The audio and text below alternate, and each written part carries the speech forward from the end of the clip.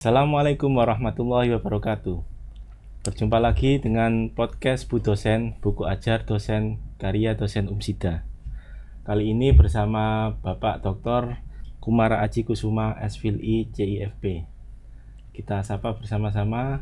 Assalamualaikum Bapak. Waalaikumsalam warahmatullahi wabarakatuh. Terima kasih sudah hadir di podcast perpustakaan.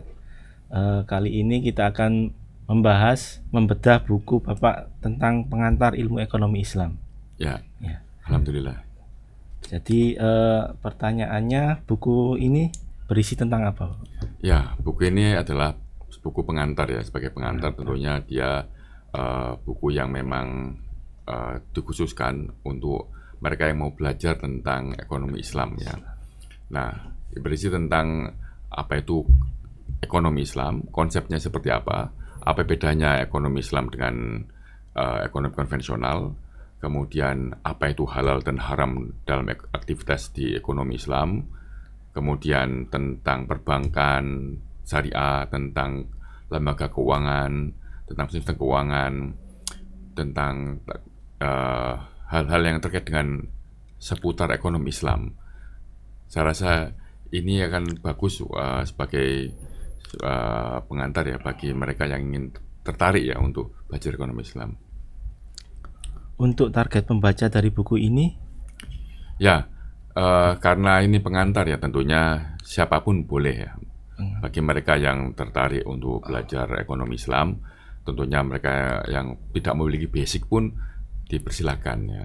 Tapi memang sasarannya juga selain orang umum, terlebih dikhususkan bagi mahasiswa yang tertarik belajar ekonomi Islam, mahasiswa ekonomi Islam, mahasiswa perbankan syariah, juga regulator dan juga akademisi ya.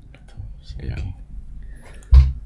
Mengapa buku ini penting bagi target pembaca? Ya, karena buku ini langsung ya memberikan pandangan tentang ekonomi Islam, mulai dari paradigma, kemudian turunan-turunan dari paradigmanya, kemudian dalil, kemudian sistem ekonominya seperti apa, sistem keuangannya seperti apa, dan itu memberikan dasar-dasar yang kuat ya, foundation, a strong foundation for them gitu ya, sehingga mereka bisa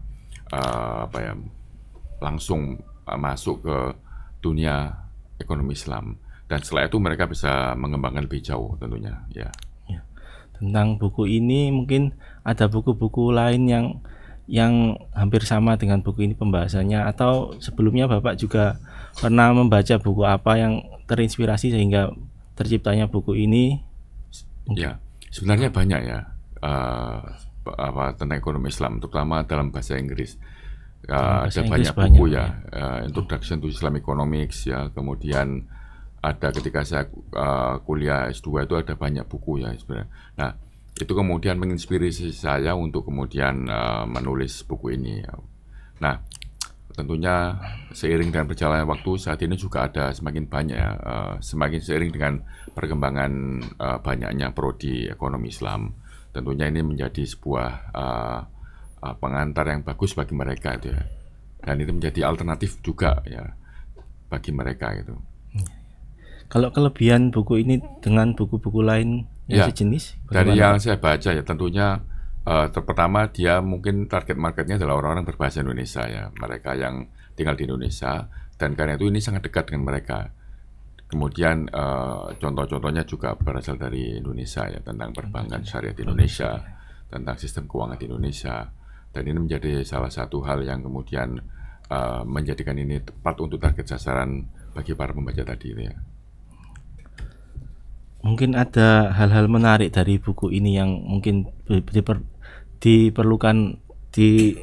perlu diketahui oleh pembaca, Pak.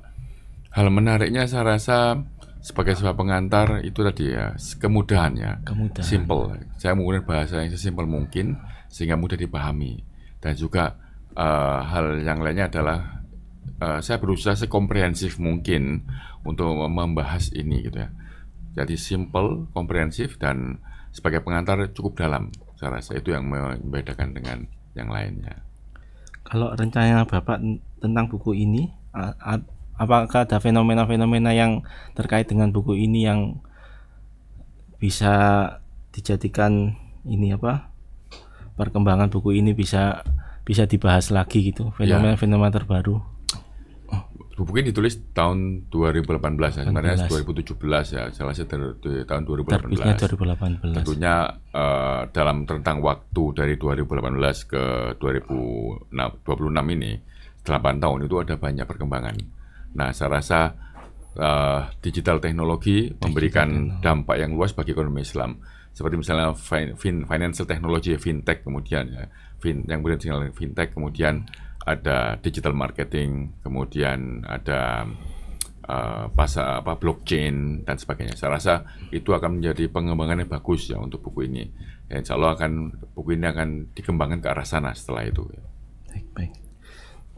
Baik Pak, mungkin ada closing statement dari Bapak untuk bagi mahasiswa Umsida atau bagi pembaca pengantar ilmu ekonomi Islam ini. Ya.